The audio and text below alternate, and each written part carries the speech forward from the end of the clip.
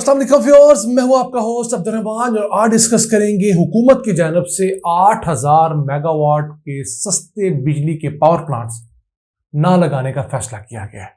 जी हाँ, ये power plants imported fuel पे नहीं बल्कि सूरज, हवा, पानी और बगास से बिजली पैदा करने के लिए लगाए जाने थे।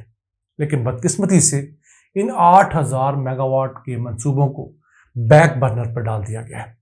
रिन्यूएबल और चीप एनर्जी के मंसूबे क्यों ऑनलाइन नहीं आएंगे? क्योंकि मुल्क में बिजली इस कदर महंगी हो चुकी है कि लोगों की डिमांड बढ़ने की बजाय कम हो गई है। उस सबब हमारे पास लगने वाले ऑलरेडी जो इंस्टॉल्ड प्लांट्स हैं वही दर्द सर बने हुए हैं, जिनका हमने हर साल 2 ट्रिलियन रुपए किराया अदा करना है। अगर पाकिस्तान में मौजूद इस वक्त टोटल बिजली के पावर प्लांट्स की बात की है, के इलेक्ट्रिक को डाल के 45,000 मेगावाट बिजली के पावर प्लांट पाकिस्तान में मुकम्मल है। उसमें से 40,000 मेगावाट हम गर्मियों के महीनों में हासिल कर सकते हैं जब हाइड्रो एनर्जी मौजूद होती है।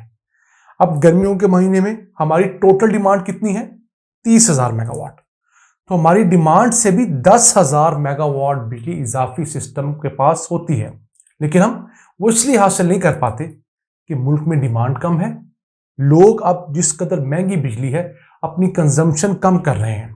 जो लोग पहले 3 कमरों में सोते थे 2 में सोने लगे हैं, 2 वाले 1 कमरों में आ गए हैं। जो पहले फिर भी बेचारे रात के वक्त कम से कम एसी चलाते थे, उन्होंने एसी को बंद करके कूलर पर शिफ्ट किया है।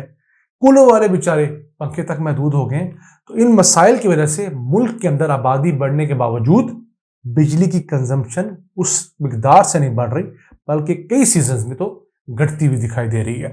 अब हमारे घरों में काम करने वाले जो हमारे मदद करते हैं, हमारे घर के अंदर जो हमारे मुलाजमीन हैं, उनकी रुदास सुने, जिनका बिजली का बिल कभी सिर्फ 1200-1500 रुपये आया करता था, घर में एक पंखा 2-3 बल्ब होते थे, उनका बिजली का बिल 4,500-5,000 हजार रुपये आया है।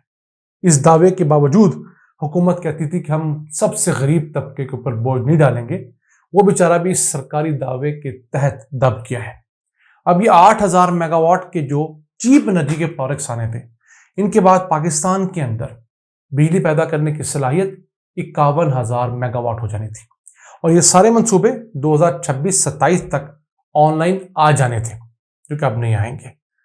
उसमें से 2400 मेगावाट के तो सोलर बेस्ड पावर प्लांट्स हैं, 4 सोलर पार्क्स लगने थे, वो अब नहीं लगेंगे।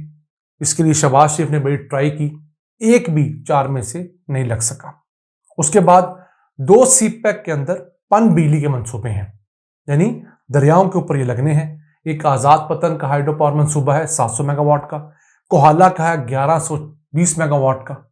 तो इन दोनों मंसूबों को मिलाकर तकरीबन 1820 मेगावाट बिजली मिलनी थी, वो अब नहीं आएगी फिलहाल, क्योंकि हमारे पास सिस्टम में ऑलरेडी बिजली ज्यादा है। तो अगर हम इन आज़ाद पतन और कोहाला के सीपैक के तहत आने वाले पन बिजली मंसूबों को मुकम्मल कर लेंगे तो इनका सूद, इनका किराया और दीगर चीजें हमें अदा करनी पड़ेंगी। और सीपैक के तहत लगने वाले ये पन बिजली के मंसूबे भी कुछ सस्ते नहीं हैं। इनसे बिजली का 1 यूनिट तकरीबन 20 से 25 रुपये पैदा होगा। क्यों? इनकी भी कैपेसिटी पेमेंट्स हैं, फिर इनको हमने डॉलर्स में रिटर्न करना है। तो 4200 मेगावाट के तो सोलर और पन बिजली के मंसूबे हैं, फिर कोई 2000 मेगावाट से प्लस के मंसूबे विंड के तहत लगने थे, हवा से बिजली पैदा करके लगने थे। अब सूरज और हवा से जो बिजली है वो पाकिस्तान में 7 से 8 रुपए यूनिट की प्रोड्यूस हो जाती है। उस पर आप अगर कैपेसिटी पेमेंट्स ना डालें तो बाकी तमाम चीजें डाल दें तो 8 रुपए वाली बिजली आप आज भी हासिल कर सकते हैं। यानी अगर आप किसी को किराया देने का वादा ना करें, उसे कह रही भाई आप प्लांट लगाएं, जब हम आपसे बिजली लेंगे तो इस प्राइस पे हम लेंगे। तो अगर वो आपको सोलर प्लांट की बिजली 8 रुपए यूनिट में बेचे तो उसका का तमाम खर्चा, उसकी इन्वेस्टमेंट कॉस्ट, उसके बैंकों के तमाम लोन्स बआसानी अदा होंगे और प्रॉफिट में जाएगा।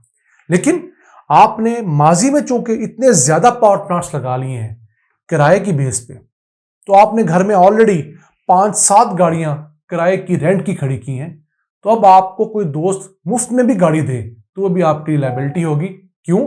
कि उस गाड़ी को खड़े करके उसका मोबाइल, उसका जो बंदा है ड्राइवर, उसके खर्चात कुछ ना कुछ उसके आपको बियर करने ही पड़ेंगे। अब पाकिस्तान जैसा मुल्क जिसमें मईशत सिर्फ इसलिए ज़बूहाली का शिकार है कि हम लोगों ने इंपोर्ट करना होता है सारा एनर्जी का अपना पोर्टफोलियो। हर साल तकरीबन 25 अरब डॉलर्स हम एनर्जी की मद में इंपोर्ट करने पे खर्च करते हैं। इसमें पेट्रोल है, डीजल है, हमारी एलएनजी है और पेट्रोलियम के प्रोडक्ट्स हैं। और इसमें से एक बड़ा हिस्सा हमारे पावर प्लांट्स में खर्च होता है। गैस में चलने वाले पावर प्लांट्स जो हैं, पहले फर्नेस ऑयल के पावर प्लांट्स थे, फिर कोयला भी हमारे पास जो 3 बड़े पावर प्लांट्स हैं वो भी इंपोर्टेड कोयले भी लगे हुए हैं, जिसमें एक साहिवाल है और 2 कराची के हैं। 3960 मेगावाट के पावर प्लांट, ये भी हमारे लिए एक दर्द सर है। तो हमारे हुक्मरानों ने माजी में जो हमाकतें की हैं, बदकिस्मती से हमें अगले कम से कम 20 से 25 साल इनको भुगतना पड़ेगा। हमारे अक्सर नाज़रीन पूछते हैं कि पाकिस्तान में किराए के ऊपर लगने वाले पावर प्लांट से हमारी जान कब छूटेगी। तो जो पुराने पावर प्लांट्स थे 1990 की दहाई में लगे या 2000 की दहाई में लगे, उनसे तो हमारी जान वक्फे वक्फे छूट भी रही है और 2031 तक उनसे जान छूट जाएगी। लेकिन जो सीपेक के तहत किराए पे पावर प्लांट लगे हैं, यानी कि जिनका किराया हमने हर हाल में अदा करना है, हम उनसे बिजली लें या ना लें, ये पावर प्लांट हमें 2040 तक तंग करते रहेंगे और हमें इन पावर प्लांट्स को 2040 तक खरबों रुपए की अदायगी करना होगी सिर्फ किराए की मद में। उसके बाद अगर हम इनसे बिजली पैदा करवाते हैं तो बिजली की कॉस्ट हम अलहदा देंगे, ऑपरेशन और मेंटेनेंस की कॉस्ट हम अलहदा अदा करेंगे। जो पुराने पावर प्लांट्स थे उनमें से कोई 60-70 के साथ तो इमरान खान के दौर में दोबारा मुज़ाकरात किए गए और उस वक्त डॉलर को तकरीबन 148 रुपए पर कैप कर दिया गया। यानी उनसे जो नया माहिदा किया गया उसके तहत यह तय हुआ कि आपको पैसे हम रुपयों में देंगे, डॉलर में नहीं, और रुपयों में भी डॉलर के अंदर जो रेट होगा वो 148 रुपए का डॉलर कंसीडर होगा। तो आज जब 280 रुपए का डॉलर है, इस हिसाब से आधी कीमत पर हम उन पुराने पावर प्लांट्स को किराया अदा कर रहे हैं और वो अगले 2, 4, 5 सालों में सारे के सारे रिटायर हो जाएंगे। लेकिन ये पावर प्लांट्स जो सीपेक के तहत लगे हैं, इनसे हम किसी किस्म की निगोशिएशन नहीं कर पाएंगे। इमरान खान ने अपने दौर में निगोशिएशन की कोशिश की, चाइनीज गवर्नमेंट ने कोरा जवाब दे दिया। उन्होंने कहा जी आपने जब पावर प्लांट लगाए थे आप सोए हुए थे, उस टाइम आपने बात क्यों नहीं की, उस टाइम आप किन मामलात में थे। बदकिस्मती से हमारे हुक्मरान उस वक्त अपने कमीशन के चक्रों में थे, इसी वजह से धड़ाधड़ जरूरत से ज्यादा पावर प्लांट लगा दिए। हमें जरूरत घर में 2 गाड़ियों की थी, शादी पे 4 गाड़ियों की थी, हमने 10 गाड़ियां रेंट पे खड़ी कर दी। अब हमें उन रेंट पे आई हुई गाड़ियों का रेंट तो अदा करना है जितना हमारा कॉन्ट्रैक्ट है। यही वजह है कि अब हुकूमत नए चाइनीज पावर प्लांट्स को लगाने से हिचकिचा रही है और कोशिश कर रही है जितना डिले का शिकार हो तो बेहतर है। मैं समझता हूँ ये पॉलिसी भी ठीक है। हमें अपनी ज़रूरत से ज़्यादा चाइनीज ना तो इन्वेस्टमेंट की ज़रूरत है और ना ही ऐसे महंगे प्रोडक्ट्स की ज़रूरत है जिनसे बिजली भी महंगी पैदा हो और उन्हें किराया भी हमें इजाफी अदा करना पड़े। नाज़रीन, ये था आज का एपिसोड। हमें आपसे मसाइल डिस्कस करते हुए बताने का मकसद सिर्फ एक होता है कि आपको ये समझा सकें कि इस मुल्क को आज भी ठीक किया जा सकता है, बशर्ते यहाँ पर नीयतें ठीक हो सकें। अपने मेज़बान अब्दुर्रहमान को इजाज़त दीजिए। अल्लाह के पास।